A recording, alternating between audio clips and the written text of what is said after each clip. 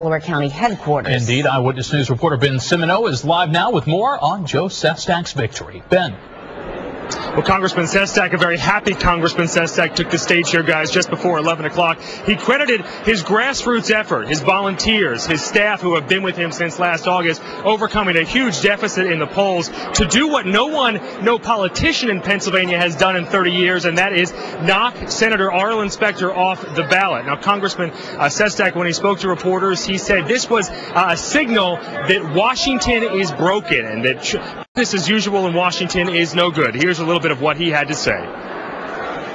I found too many career politicians are a bit too concerned about keeping their jobs rather than serving the public, rather than helping people.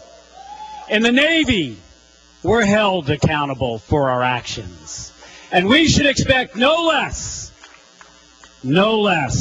from our politicians in Washington, D.C.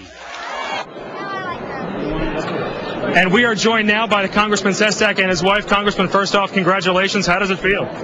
It's great. Look, honestly, I feel that the families of Pennsylvania actually won today. I really do want to serve them, and I think that people feel as though it's time. It's just time for a different generation to go and try to do something that changes Washington to focus on them, and that's what I want to do. You now have to run as the Democratic candidate. A lot of folks say your last ad about Senator Arlen Specter attacking him for switching parties. He was backed by much of the establishment in this primary. How do you repair those wounds there, and what does it say about the Democratic Party establishment's power in Pennsylvania? Does that concern you? Well, I think it's resolved the same way that Senator Specter was so gracious when he called me and said, Joe, I'm supporting you. Or the president called already and said, Joe, congratulations. And I said, look, I'm going to be honored and humbled to work with you, Mr. President. I think that we have to go forward. We can't go back to the failed policies that really drove us in this recession during George Bush's era. I may respect him, but I so disagree with those, and so do most of Pennsylvanians. So, look, at the end of the day,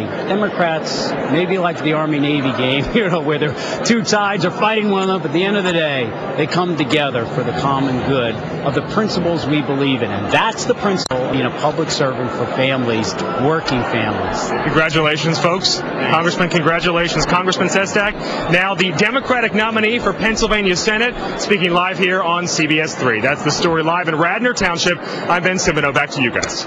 No one would have believed it just 3 short months ago. Ben, thank you very much. We're going to take a break.